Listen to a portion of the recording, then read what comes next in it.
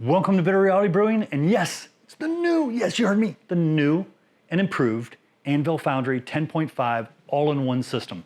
That's right, new and improved Anvil Foundry 10.5 all-in-one system. And before we dive into the video, tell you who it's for. First, yes, it's an unboxing video for two reasons. One, so we can go over all the standard features for someone who maybe doesn't have a newer brewing system or an electric brewing system and is looking to step up from whatever they may be doing now. And for people like myself who, well, I have two Anvil Foundry systems and may want another one or a third or fourth or whatever you may want, I don't know. But you're looking to add something to your brewing equipment. You're going to want to know not only the standard features, you're going to want to know the new features. And the new features are from what? From Anvil Brewing and Blickman Engineering listening to their customers. That's right, they listen to their customers. And I know you're out there going, man, but I've been wanting it to come in red. I'm sorry. They really focus on functionality, just saying, because I know there's got to be somebody out there like that. But needless to say, the functionality. And I mean functionality from anywhere from, hey, we took this away and they want it back, or we added this and they like it a lot, so we're going to keep it. Or, you know what? We see a safety concern and we want to take care of our customers and make sure they don't hurt themselves. Yeah, I mean, brewing can be dangerous, from boiling water, electricity, heating. It can be a dangerous hobby and you need to be aware of that. So something to consider. But what has not changed, of course, durability, reliability, and proven performance. I mean, come on, hands down. Yeah, no question. I'm gonna go over all the standard features. I'm gonna go over all the new features, and I'm gonna go over some add-ons, including mainly accessories, but one necessary, as I call it, because it's a necessary accessory that I highly, highly recommend. So before we go into the unboxing, I'm gonna turn it, mention a few things on the box for you to see, show you some of the damage. So when I unbox it, you'll be like, wow, he's right. They do know how to pack things and protect it from the UPS and FedEx people who I swear is like cavemen. They're like, let's see if we can damage this. But yeah, they've learned over the years, they know how to pack things. So this is the 10.5 gallon, 39 liter. Yeah, I didn't leave anybody out. 39 liter total capacity. Perfect for 5-gallon batches. Yes, you can do 6-gallon. Your ABV may be a little lower if you're trying to go a little crazy because you need to account for that, but you can do a 6-gallon batch on here. I've done several of them, quite a few actually. Stainless steel immersion chiller included with hoses and fittings. Grain basket with removable false bottom. That is a relatively new feature. It's not just came out. It's been out for a little while. My two Anvil Foundries, one from last year and one from previous year, do not have that feature. It's an all-in-one system. I like it. I do like the removable bottom. There are pros and cons. From what I hear, there's more pros, less cons, but the cleaning is definitely a pro because I can take that out and get it in there. It is such a nightmare when it's an all-in-one to get that little bit of grain out of there. It just drives me nuts. OCD, sorry.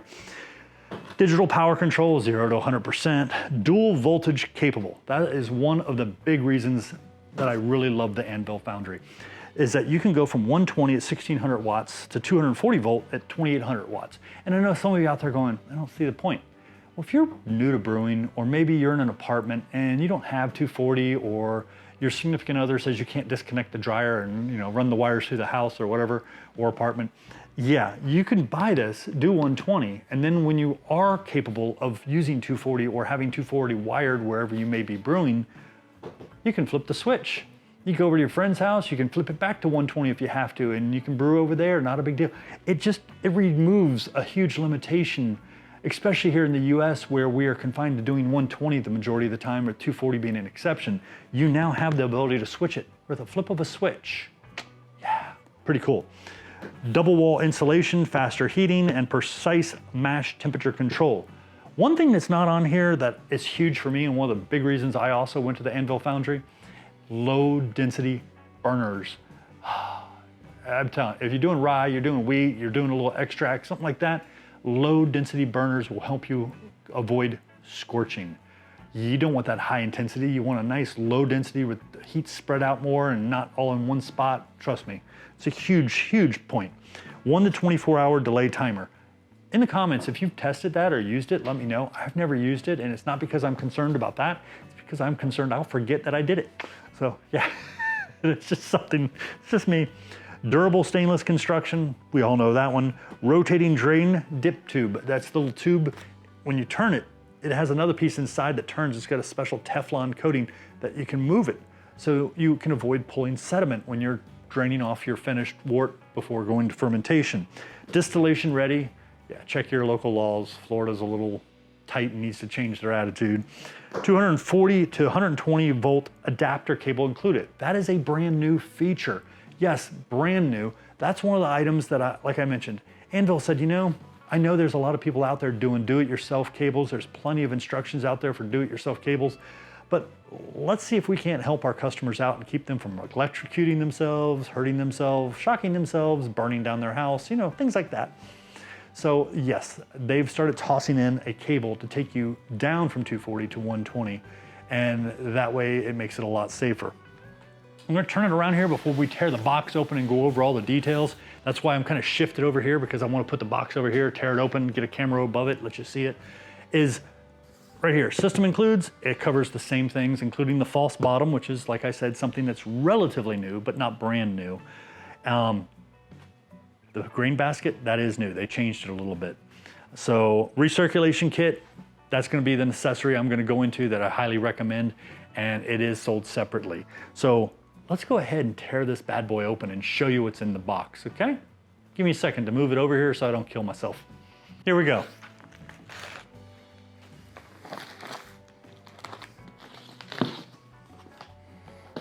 Ta-da! And hey, this has already been cut. That's how it was last time I got it. Why? Because when Anvil gets it, they open it up, putting accessories that you purchased inside of the main system, seal it back up, and ship it to you.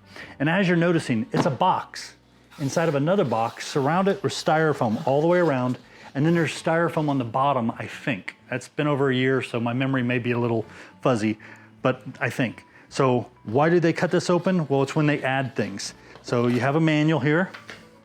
You have the new false bottom. That's right, new false bottom. And see, it's labeled. So when they get it, they put it in here. And this false bottom is, yeah, new to me, brand new to me.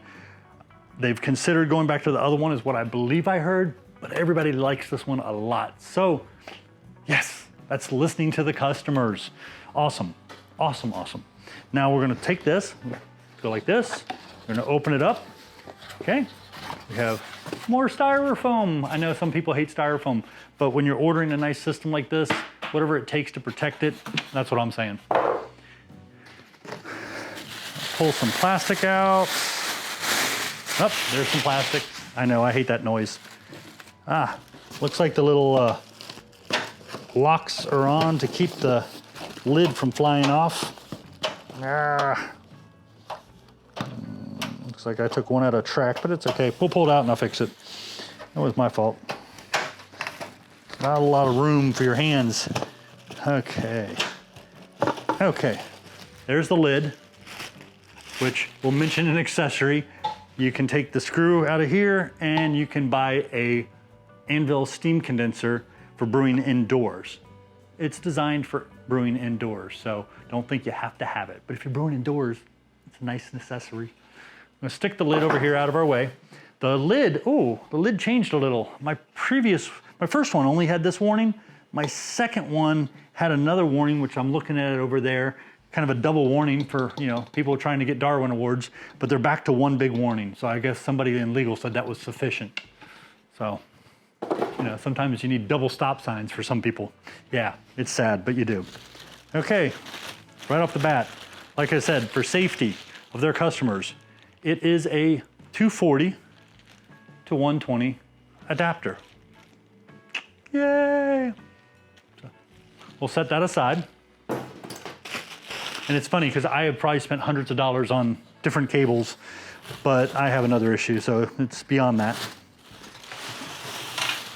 The stainless wort chiller.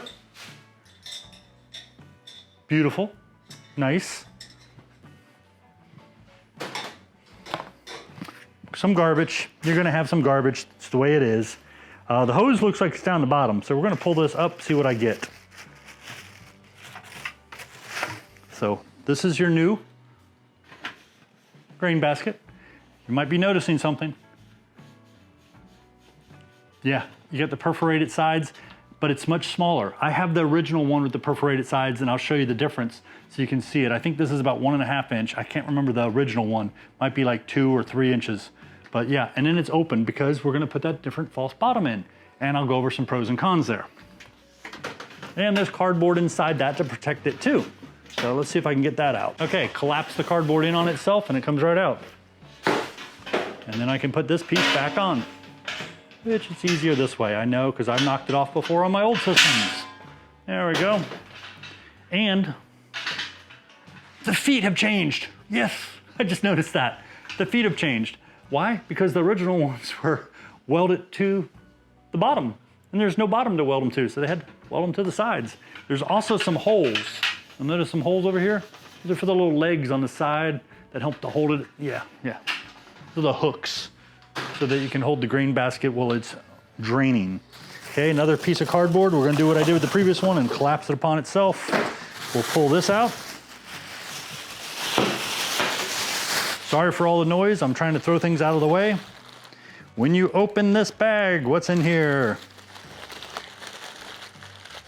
You got a couple important things. You know, a little wrench there. That's for the spigot on the brewing system. That's the handle. I remember that. You have some pieces for the chiller. That's all in here. I'll leave that in there. Looks like there's a nut floating around. I'll have to figure out what that's for. I have a nut. Oh, I know what that's for. Must have fallen out of this bag. So, first suggestion, when you get your system, don't throw anything away. Look through all the bags. So, this stuff goes in here, which must have been damaged or opened. I don't see how it fell out. There must be a hole somewhere. Or I got some extra nuts and some extra washers. But these are definitely, well, the nut is for in here. Double check. Oh, yeah, I'll figure it out. This I believe is for the drain or the spigot, and this I believe is for in here. It looks like it is. So I may have somehow ended up with one extra nut. I'm not sure. Rather have extras and not enough. Okay, and now I'm gonna pull out the brewing system, and I wanna show you something in the bottom of the box. Beautiful, shiny, and we'll go into it in a second, but there's no dents, there's no damage. See that big giant piece of styrofoam on the bottom? More styrofoam on the bottom. There's probably styrofoam under here, I'm pretty sure. Yeah, everything is protected. So we can throw all the garbage in here. I'm gonna cut back over here, pull this over to the center, and throw the garbage away so you don't have to listen to me doing that. Now I've lined them all up so you can compare, but this is the new Anvil brewing system. This is the grain basket that goes with the new system.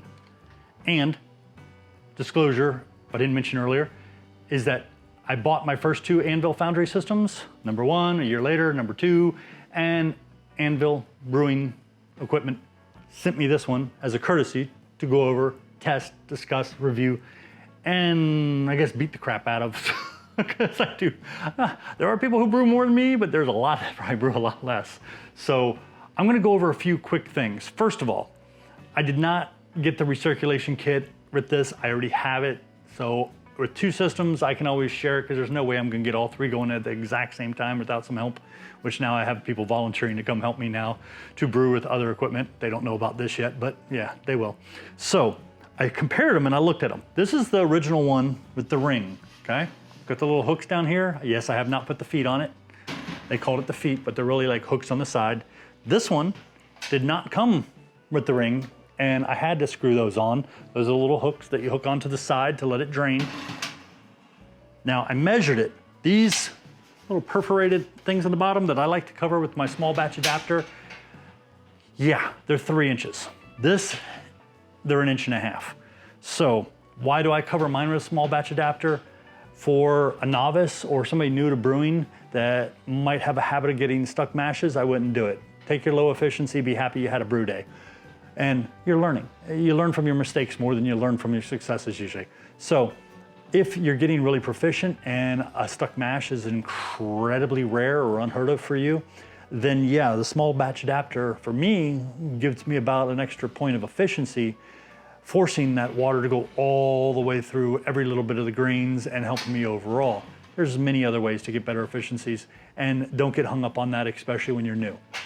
Over here, I will test the small batch adapter. Yeah, I'll test it. I think it might help a tiny bit, but because the perforated edges are so much smaller, I don't think it's gonna be as noticeable of an improvement at all. I mean, yeah, it'll probably improve it a little bit, but I don't expect a big improvement.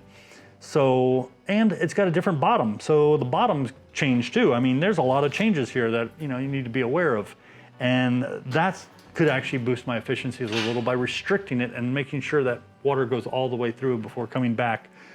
I'm not a hydrodynamic or whatever the liquid dynamic engineer is.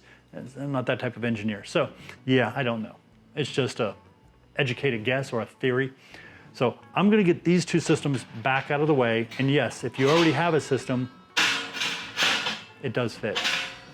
Just thought I'd point that out. Also in version 1, or I got mine when the control module went to the top, it's curved. For all the systems after the first year, they started going to this with the little flat piece. Not sure why. Actually, I do. There was a reason, because it was something that I had an issue with over here I didn't have over here, but that's minor. Don't worry about it. So let's get this out of the way and let's go into the rest of the Anvil. And I saw a new improvement on here while I was looking that no one mentioned. I mean, no one. No one from Anvil mentioned it, Blickman mentioned it, no one. And I haven't seen it out there yet either, so I'll show it to you here in a second. I don't know if it's an improvement or just a change in the way of doing things. I did have one issue out of the whole entire box. This little bag with all my accessories has a hole in it. So when you take everything out of your box or your system, because it'll be in your brewing system, check through all the bags. Verify you don't drop or miss anything. I had a little piece of rubber from there. I really wasn't worried about that. But this spigot recommends that you tighten it before use. I'm gonna go one above that. And I've mentioned it before when I unboxed my second Anvil. Take it apart, clean it, but be very careful. When you take this all apart, there is some metal on the in and outside touching. Don't put your finger on there. That, I don't know on this one specifically, but on mine, they're beyond razor sharp. Like, forget the samurai sword. You touch it, you don't feel it, and it just slices your finger right open. Yeah, haven't drawn blood, but I've definitely sliced myself a few times trying to clean it and make sure it's nice and clean, and my finger slipped even after knowing how sharp it was. But just take it apart, clean it really well, clean everything really well, just in case there were any machining oils that are left behind before you brew. Do a mock brew, test your boil off. If you're using a steam condenser, test your boil off. That way you know what to expect on brew day. Okay, putting this on is super simple. I'm not mechanically inclined, but it only goes on one way. The screw has kind of got a cut to it. I don't know the term to that. You got a locking washer. Yeah, I know the term to that one. I've used many of them, I like them. So, and then you just put your little nut on. If you are a nut, so this is an extra nut. It came with the system, not you. And so let's go over the standard features before we go over the new features and the add-ons. First of all, what does the system include? Beyond the known durability, reliability, proven performance I mentioned before, it includes a linear digital power control system. It's simple, it works, it does the job, it's not complicated, it's not hard to understand. Somebody who hates IT, hates technology, I deal with those people all the time. This isn't hard. This is super simple, super simple, not a lot of steps, does a great job, does what you expect it to do. Has no Bluetooth or Wi-Fi, which is a bonus because Bluetooth and Wi-Fi are cool, but when they don't work, your brew day has a problem. So super simple. Works, one of the things I love, and I'm an IT person, and I deal with Wi-Fi and Bluetooth all the time. Yeah, much happier, much happier. Double wall insulation, we mentioned that. You don't need to buy a brew jacket to keep your mash temps. Not required. It's thick, you're good, you're safe. If you're living up north, it won't take as long. You won't spend a day trying to get up to mash if you're brewing in the snow. Rotating racking arm, we've talked about that. Stainless immersion chiller, we've mentioned that, and it's like a spring that never stops moving. I swear I could probably cut it and change it and turn it into a giant slinky. Patented dual voltage 120, 240, triple low density element, triple whatever, but it's triple 3 elements, low density. Yeah, low density is the bomb. You don't want high density. I complained to other brewing companies about their high density burners for years, and some of them just changed it last year or the end of last year. Blew my mind. blew my mind that they would stick with those high density scorchers and not go to low density a long time ago.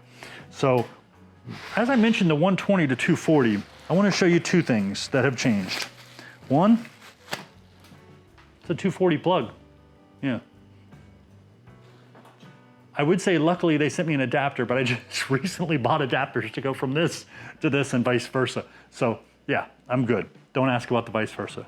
Other piece is that the old plug or on-off switch was simply on-off, and it had like a clear rubber dome over the top, or whatever you want to call it. This is actually a rocker with a rubber insulator for on and off. So I don't know if that's better or just different. If you're an electrician or somebody into electrical engineering, feel free to comment. But it's cool. I don't have a pro or con about it. It's just cool. It looks cool. Looks kind of space tech, you know what I'm saying? So, and on the back here, I will show you the one part that I lose on all my Anvil systems from day one.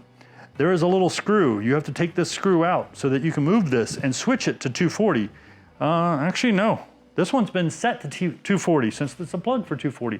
So you're gonna go to 120, you need to take that screw out and hit that little switch and put it to 120. If you lose the screw, don't worry, I've lost mine years ago. It just swings back and forth.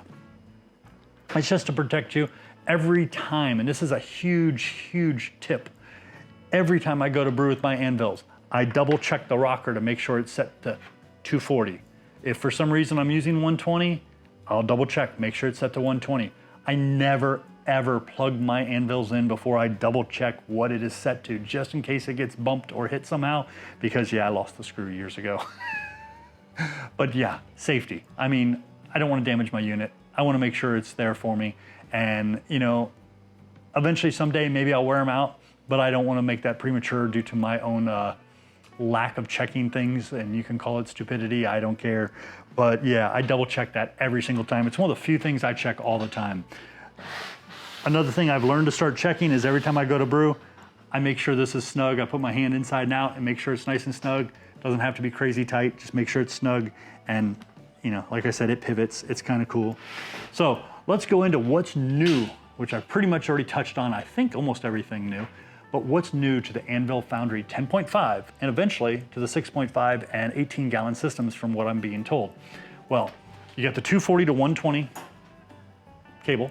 Anvil's like, we want our customers to be safe. I've seen some of the do-it-yourselfs. I'm scared. Pretty sure somebody from another channel saw some of the stuff I've done. I'm pretty sure I've scared him too, but hey, that's the way it is. Improved grain basket with a 1.5-inch sidewall perforations, that word. I still call this new. It hasn't been out that long. The new false bottom, this is still relatively new. It's just not brand new. You know what I'm saying? And some stainless there. Somebody built some quality stuff there. They call that a water deflection screen, improved false bottom. And I think for your recirculation, that's more of a water deflection. This is more of like grain deflection, water pass through shield, but you get it. It's a false bottom. It's cool. I wish I could let you feel it. It's super heavy and really good quality. And I'm not saying crazy heavy, but for a thin sheet, well, a thick sheet of stainless, it's got some weight to it. It's heavier than some of my cooking pans. Oh, I almost forgot. Improved seal. Improved to keep the moisture out. And they took it one step better. And this to me is a major step forward because I'm in IT, like I said, you know, that's what I do by day and it's what pays the bills. And all-in-one systems have always scared me, no matter if it's a brewing system, a TV, or I almost said VCR, but yeah, they had those when I was around. Anything that has everything where something breaks and you're stuck with the rest and the rest can't do anything special because you're missing that one piece. Well, this would be, I guess you'd call one of the Achilles heels because it's electronics. Electronics and water are not good friends, you know what I'm saying? So they've not only sealed this better, so you don't have to put all that silicone around it or anything else, and moisture even got in through here on one of my second system right away, and it shows something. Never damaged it, it works just fine. When it warms up, it goes away, but I'm not worried. But I'm gonna take this and open it. Something I don't like doing because I've done it when I was younger and damaged a lot of things. That's how I learned. You'd be shocked at how many 110 cameras I destroyed. So I'm gonna go ahead and open this up so you can see. Do not recommend using a drill on this. in case your drill bit isn't quite right and you strip it, that would not be good. Okay. Okay, it's a little more snug than I thought, but yeah. You can see the little connector maybe, the stainless in there, it's a little tight. I'll do a little zoom maybe.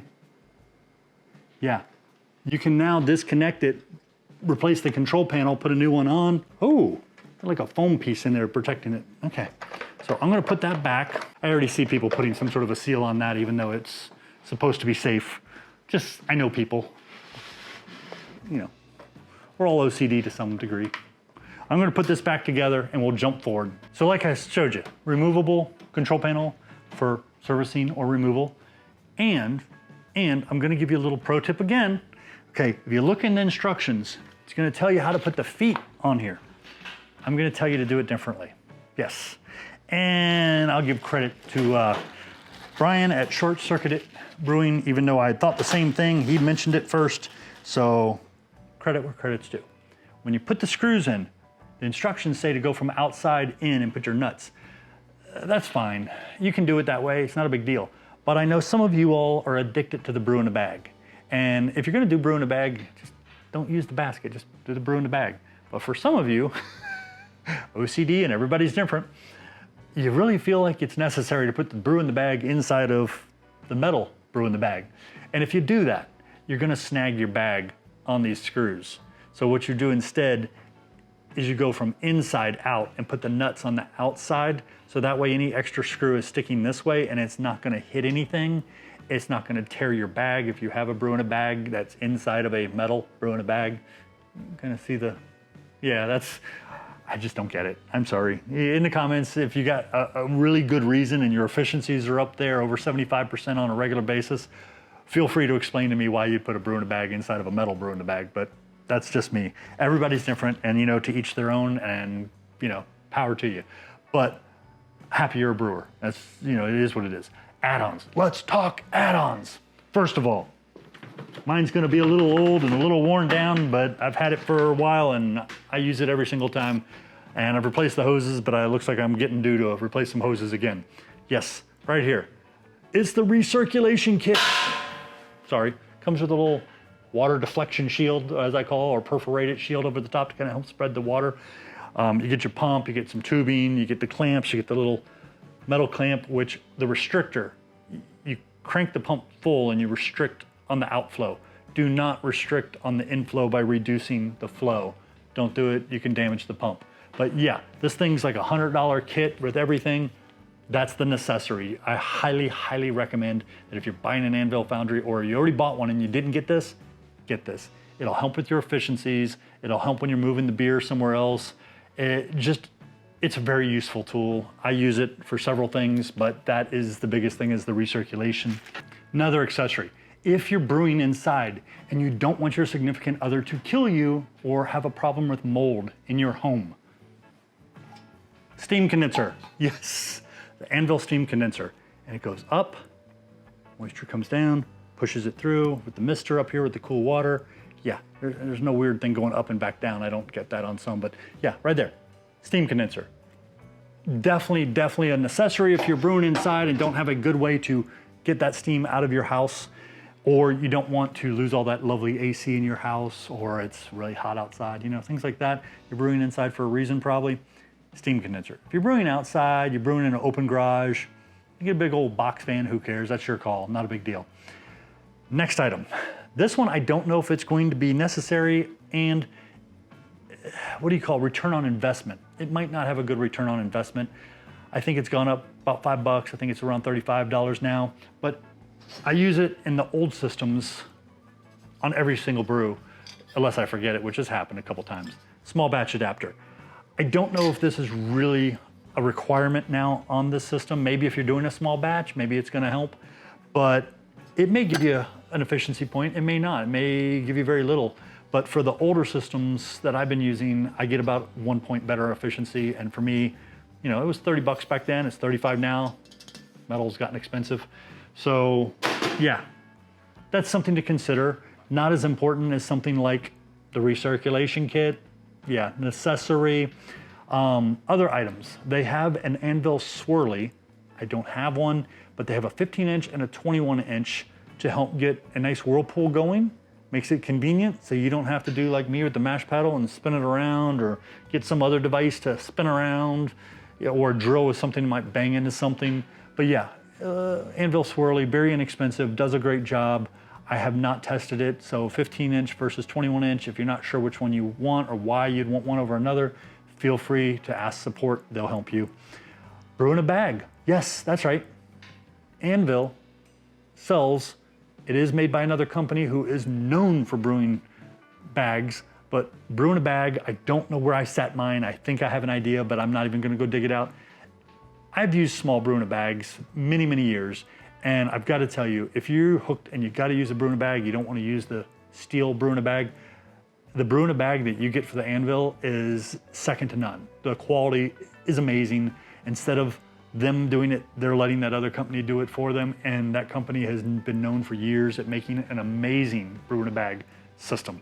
So yeah, if you need your brew in a bag, you're set. Buy it from Anvil. When you buy your system, you're all set. And check your local laws, but the Turbo 500 system for distillation.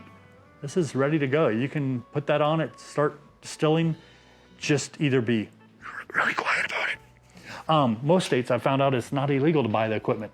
It's just illegal to actually distill. Florida, if I brew under 1 gallon, it's like 30 days in jail. Yeah, and I think it's a $300 fine, something minor.